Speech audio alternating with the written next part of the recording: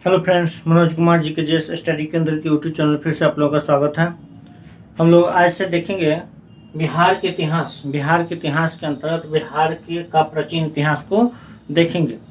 One liner है बिहार के प्राचीन इतिहास का वन लाइनर और बहुत ही महत्वपूर्ण है। तो इसको आज से शुरू कर रहे हैं हम। ये प्रथम वीडियो है बिहार के इतिहास का। तो देखते हैं बिहार का प्राचीन इतिहास। बिहार के प्राचीन इतिहास तो बिहार के प्राचीन इतिहास जानने के स्रोत कौन कौन से स्रोत है जो बिहार के इतिहास को हम लोग उससे जानते हैं। तो बिहार का उल्लेख जो है, बिहार का उल्लेख वेदों में, पुराणों में तथा महाकाव्यों आदि में मिलता है। बिहार का उल्लेख वेद में मिलता है, पुराण में मिलता है और महाकाव्य, जितना महाकाव्य है सब में बिहार का उल्लेख मिलता है। बिहार में पुरातात्विक स्थलों के उत्खनन से पुरातात्विक अवशेष प्राप्त हुए हैं। बिहार में पुरातात्विक स्थलों का जब उत्खनन हुआ है और उससे जो पुरातात्विक अवशेष मिला है उससे भी बिहार के बारे में जानकारी मिलता है, जिनसे बिहार के प्राचीन इतिहास की जानने का महत्वपूर्ण साक्ष्य मिलता है। पूरा पाषाण काल एवं लघु पाषाण काल की सामग्री मुंगेर से प्राप्त हुआ है। पूरा पाषाण काल एवं लघु पाषाण काल की सामग्री कहाँ से मिला है? मुंगेर से प्राप्त हुआ है। पूरा पाषाण काल एवं लघु पाषाण काल की सामग्री मुंगेर से प्राप्त हुआ है। इसके बाद उत्तर पाषाण काल से संबंधित सामग्रियां कहाँ से मिला है? तो दक्षिणी मुंगेर और चिरांद, सारण जिला में चिरांद पड़ता है। चिरांद कहाँ पड़ता है? सारण जिला में। तो उत्तर पाषाण काल को हम उत्तर पाषाण काल से संबंधित सामग्रियां जो मिला है कहाँ से मिला है? दक्षिणी मुंगेर और चिरांद, यानी चिरांद कहाँ है? सारण जिला, वहां से मिला है। और पूरा पाषाण काल लघु पाषाण काल की सामग्री मुंगेर से मिला है और उत्तर पाषाण काल से संबंधित सामग्रियां दक्षिण मुंगेर और चिरांद, यानी सारण जिला में चिरांद है, चिरांद वहां से मिला है। इसके बाद है राजगीर, अंटीवक, चिरांद और सोनपुर से काले एवं लाल मृदभांड प्राप्त हुआ है। काले एवं लाल मृदभांड कहाँ कहाँ से प्राप्त हुआ है? तो राजगीर से, अंटीवक से, चिरांद से और सोनपुर से, 4 जगह है, वहां से काले एवं लाल मृदभांड प्राप्त हुआ है। कहाँ कहाँ से?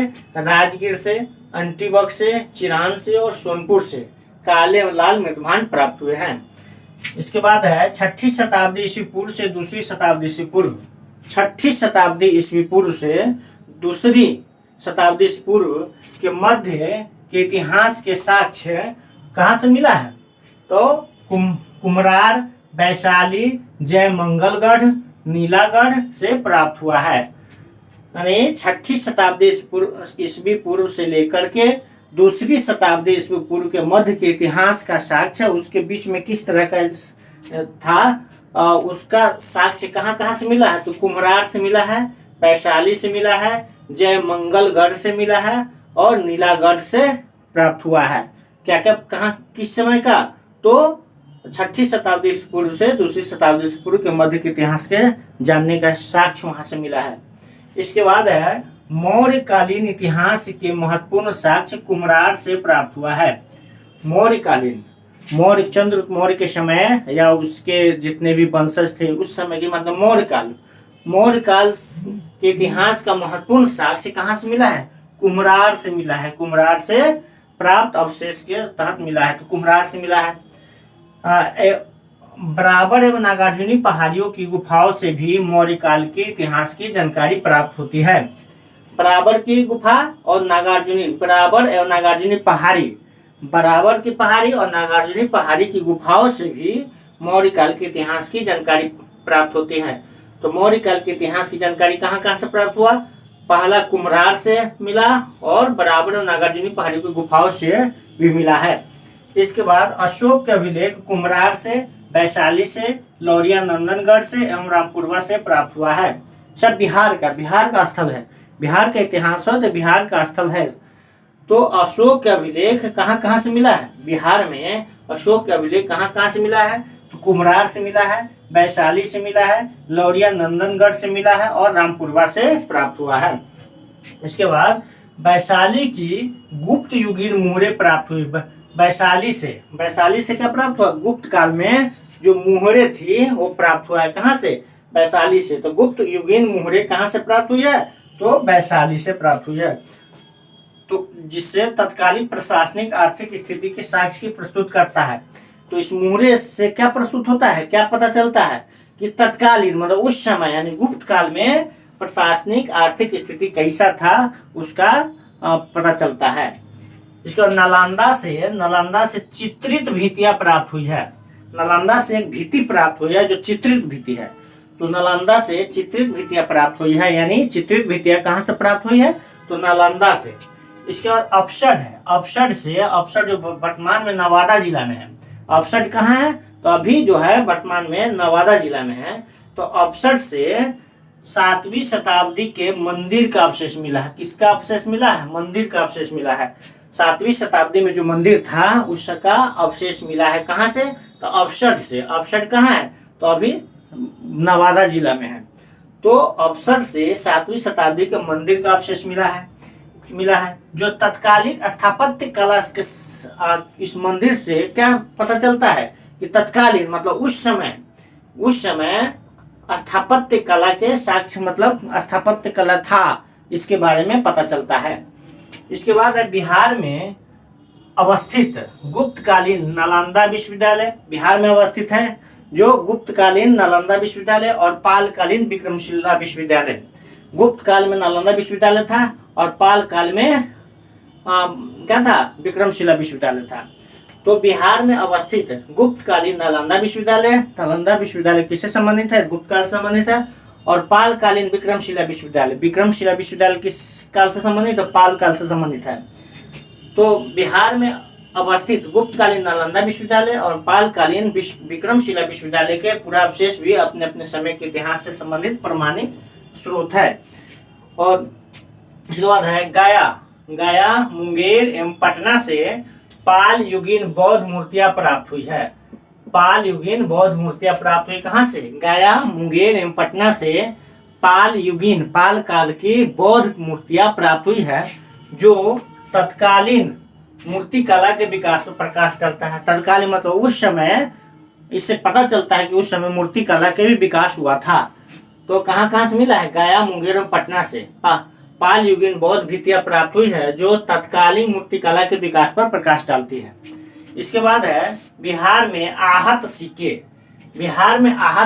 मतलब आहत सिक्कों के इंग्लिश में क्या कहते हैं, पंचमार्क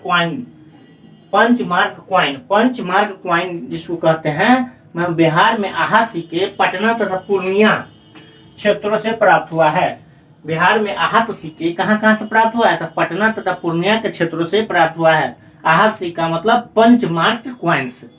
इसके बाद है जो संभवतः 6ठी शताब्दी ईसा पूर्व से 2री शताब्दी ईसा पूर्व के मध्य जारी किया गया था। सिक्का कब जारी किया गया था, लगभग संभवतः 6ठी शताब्दी ईसा पूर्व से 2री शताब्दी ईसा पूर्व के मध्य वह पंचमार्क आहत सिक्का जो था वो जारी किया गया था।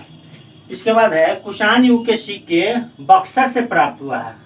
कुषाण युग के सिक्के कहाँ से प्राप्त हुआ है, कुषाण काल से संबंधित जो सिक्का था यानी कुषाण युग के सिक्का बक्सर से प्राप्त हुआ है। बक्सर से प्राप्त हुआ किसी युग का सिक्का, तो कुषाण युग के सिक्का बक्सर से प्राप्त हुआ है। इसके बाद गुप्त काल के सिक्के हाजीपुर से प्राप्त हुआ है। गुप्त काल का सिक्का कहाँ से प्राप्त हुआ है, तो हाजीपुर से गुप्त काल के सिक्का प्राप्त हुआ है। बिहार के प्राचीनतम वर्णन अथर्ववेद में मिलता है। बिहार का प्राचीनतम वर्णन, प्राचीन इतिहास का वर्णन किसमें मिलता है, तो अथर्ववेद में मिलता है। अथर्ववेद एवं पंचविश ब्राह्मण में बिहार के निवासियों को ब्रात्य कहा गया। अथर्ववेद एवं पंचविश ब्राह्मण में बिहार के निवासियों को क्या कहा गया, ब्रात्य कहा गया है।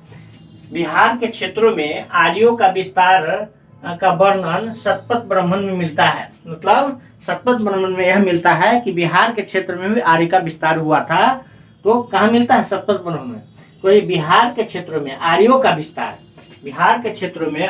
विस्तार का वर्णन शतपथ ब्राह्मण में मिलता है। शतपथ ब्राह्मण में से ही पता चलता है कि बिहार में आर्य का विस्तार था, आर्य भी बिहार में था।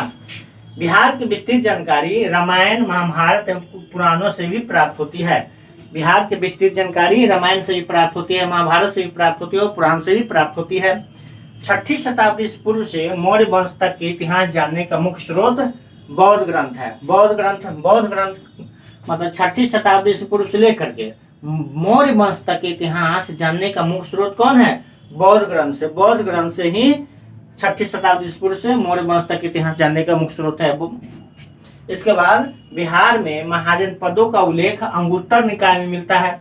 जैसे 16 महाजन पद, उसमें बिहार में 3 महाजन पद था। तो महाजन पदों का उल्लेख कहाँ मिलता है? अंगुत्तर निकाय में मिलता है। बिहार में महाजन पदों का उल्लेख अंगुत्तर निकाय में मिलता है। इसके बाद है कल्हन की राजतरंगिणी। कल्हन द्वारा लिखित राजतरंगिणी पतंजलि का महाभाष्य, यानी पतंजलि द्वारा महाभाष्य लिखा गया है। विशाख दत्त द्वारा मुद्रा राक्षस, मतलब विशाख दत्त ने मुद्रा राक्षस को लिखा है। मेगास्थनीज की इंजिका, मतलब मेगास्थनीज ने इंजिका को लिखा है। और कौटिल्य का अर्थशास्त्र, यानी कौटिल्य चाणक्य का अर्थशास्त्र मौर्यकालीन इतिहास जानने का महत्वपूर्ण स्रोत है। यानी मौर्यकालीन इतिहास जानने का मुख्य स्रोत कौन कौन है? मौर्यकालीन इतिहास जानने का मुख्य स्रोत कौन कौन है? तो कल्हन की राजतरंगिणी है, पतंजलि का महाभाष्य है, विशाख दत्त का मुद्रा राक्षस है, मेगास्थनीज का इंजिका है, कौटिल्य का अर्थशास्त्र है। ये सब है जो मौर्यकालीन इतिहास जानने का महत्वपूर्ण स्रोत है। विदेशी यात्रियों का विवरण, जिससे बिहार के इतिहास पर प्रकाश पड़ता है। विदेशी यात्रियों के विवरण से भी बिहार के बारे में जानकारी प्राप्त होती है। उनमें कौन कौन है? तो उनमें है मेगास्थनीज की इंजिका, मेगास्थनीज द्वारा इंजिका जो लिखा गया है उसमें बिहार की चर्चा किया गया है। फायान की यात्रा वृत्तांत में भी बिहार की चर्चा किया गया है। हेमशोंग की यात्रा वृत्तांत में बिहार की चर्चा किया गया है। इसके बाद तिब्बती इतिहासकार लामा तारानाथ, तिब्बती इतिहासकार लामा तारानाथ द्वारा रचित है इतिहास से भी बिहार के बारे में जानकारी प्राप्त होती है। इसके बाद संध्याकर नंदी द्वारा लिखित रामचरित, रामचरित किसने लिखा? तो संध्याकर नंदी। तो संध्याकर नंदी द्वारा लिखित रामचरित आदि से क्या मिलता है? बिहार के बारे में, बिहार के इतिहास पर प्रकाश पड़ता है इसके बारे में। तो विदेशी यात्रियों के विवरण जिनसे बिहार के इतिहास पर प्रकाश पड़ता है उनमें कौन कौन है? एक बार फिर से देखते हैं। मेगास्थनीज की इंजिका, फायान का यात्रा वृत्तांत, हेमशोंग का यात्रा वृत्तांत, तिब्बती इतिहासकार लामा तारानाथ द्वारा रचित इतिहास, संध्याकर नंदी द्वारा लिखित रामचरित आदि द्वारा बिहार के इतिहास पर प्रकाश पड़ता है। इसके बाद है बिहार के मुगल कालीन इतिहास जानने का मुख्य स्रोत कौन है? बिहार के मुगल कालीन इतिहास जानने का प्रमुख स्रोत कौन है? तो अबुल फजल द्वारा रचित अकबरनामा, मोहम्मद कासिम द्वारा लिखित आलमगीरनामा, बाबर द्वारा रचित तुजुके बाबरी, जहांगीरी द्वारा रचित तुजुके जहांगीरी। मुगल काल से संबंधित, बिहार में मुगल काल से संबंधित जितने जानकारी कहाँ से हमको प्राप्त होता है? तो अबुल फजल द्वारा लिखित अकबरनामा, मोहम्मद कासिम द्वारा लिखित आलमगीरनामा, बाबर द्वारा लिखित तुजुके बाबरी और जहांगीरी द्वारा लिखित तुजुके जहांगीरी आदि बिहार के इतिहास जानने में हम लोग का मदद करता है। तो प्राचीन इतिहास का ये प्रथम वीडियो था। इसमें जितना मुख्य बातें थी उसको हम देखे हैं। फिर इससे आगे इसे अगले वीडियो में लेकर आएंगे, जल्द ही लेकर आते हैं। तब तक के लिए धन्यवाद।